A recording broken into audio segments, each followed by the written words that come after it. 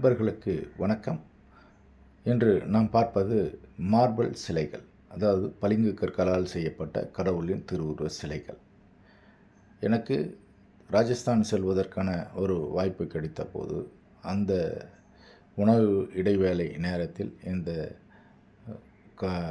பளிங்கு கற்களால் செய்யப்படும் இந்த தொழிற்சாலைக்கு அருகில் நாங்கள் இருப்பதற்கான ஒரு வாய்ப்பு கிடைத்தது. அந்த இடத்தில் நாங்கள் சென்று பார்த்தபோது கடவுளின் சிலைகள், அதாவது மார்பிளால் பளிங்கு கற்களால் எவ்வாறு சிலைகள் வடிக்கப்படுகிறது என்பதை தங்களுக்கு பதிவு செய்வதற்காக இந்த வீடியோவை நான் எடுத்தேன்.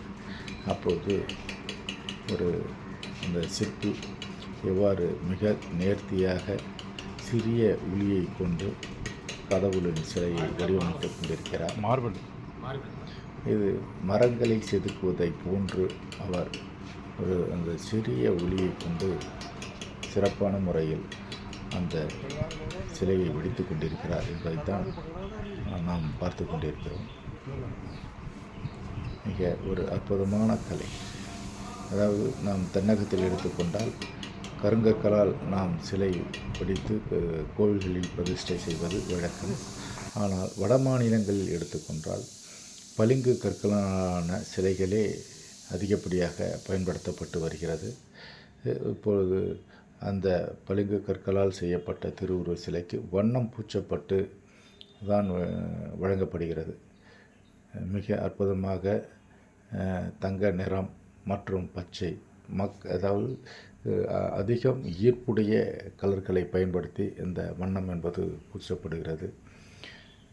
இங்கு பல சிலைகள், ராமர், லக்ஷ்மணர், கிருஷ்ணர், காளி, அதே போன்று துர்கா, இது போன்ற சிலைகள் அதிகப்படியாக செய்து வைக்கப்பட்டிருக்கிறது.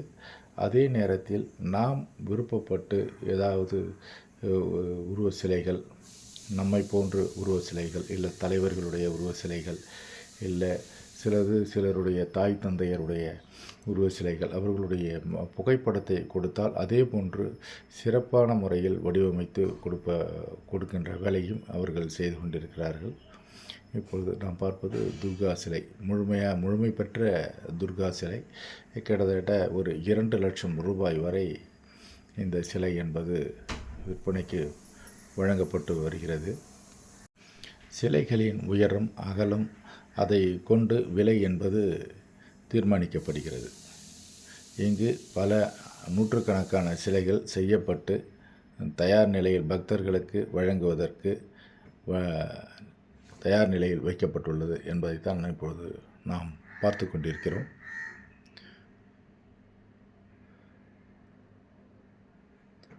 இது போன்ற பார்ப்பதற்கு வேறு எங்கேயும் வாய்ப்பு என்பது கிடைக்கவில்லை.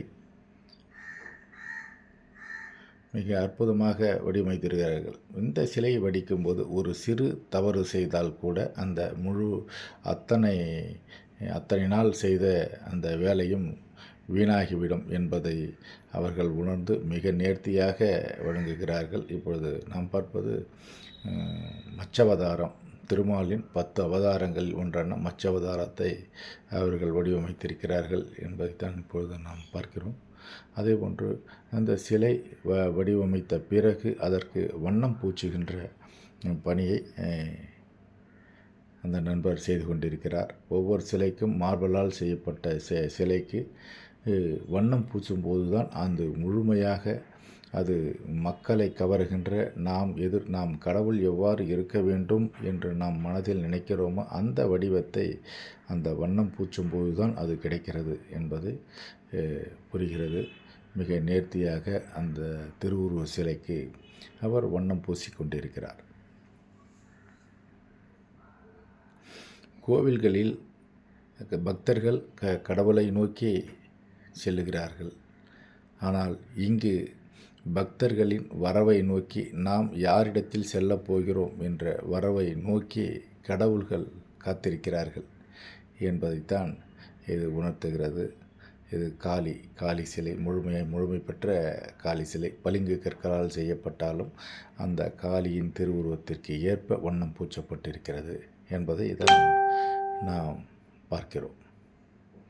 சிவபெருமான், பார்வதி சிலை முழுமை பெற்றிருக்கிறது. இன்னும் வண்ணம் பூச்சு மட்டும் நடைபெறவில்லை. சிறப்பாக அமைக்கப்பட்டுள்ள இந்த சிலைகளை ஒவ்வொரு பக்தர்களும் தாங்கள் விருப்பப்பட்ட கோவில்களுக்கோ அல்லது வீடுகளுக்கோ எடுத்து சென்று அவர்கள் வழிபாடு செய்கிறார்கள். இது கடவுளின் தொழிற்சாலையாக இருக்கிறது என்பதை இந்த நேரத்தில் பதிவு செய்கிறேன். இந்த வீடியோ பிடித்திருந்தால் இதை லைக் செய்யுங்கள், கமெண்ட் செய்யுங்கள். நன்றி.